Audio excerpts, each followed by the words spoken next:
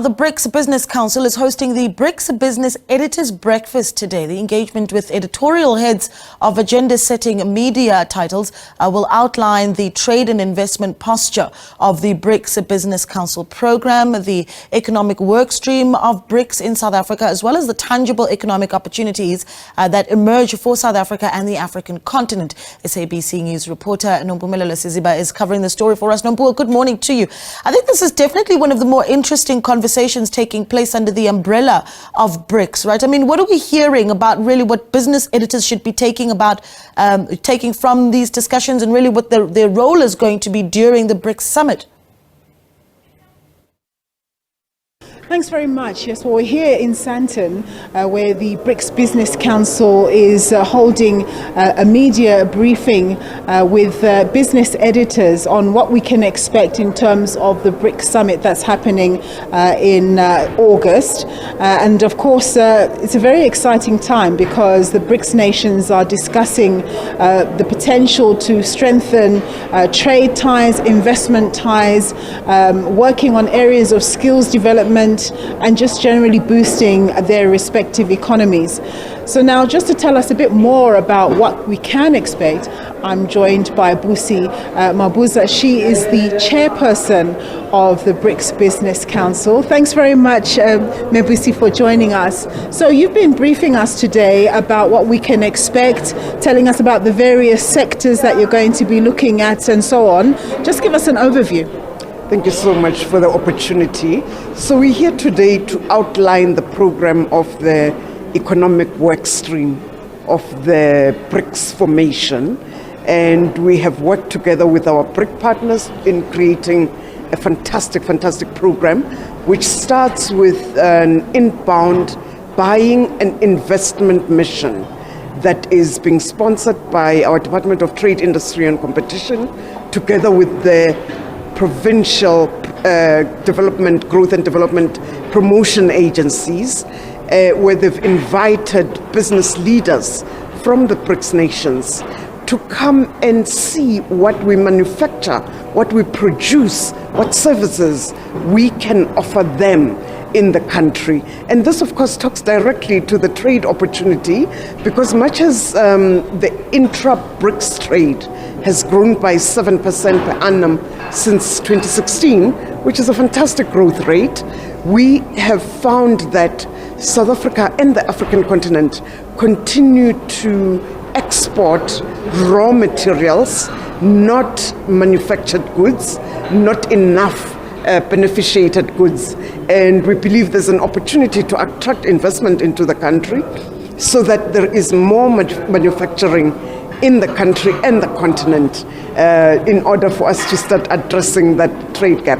We also would like, of course, media to know the other engagements that we are going to have as business, including, the key sectoral facing engagements, such as digital economy, such as energy engagements. I'm very excited about the aviation working group and what they have put together, because unless we interconnect our different regions, we aren't going to support the trade and investment and the interaction of the business communities that we aim to achieve.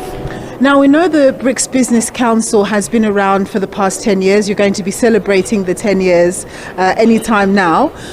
But what achievements have been made between the five countries, specifically South Africa, in terms of strengthening investment and trade ties?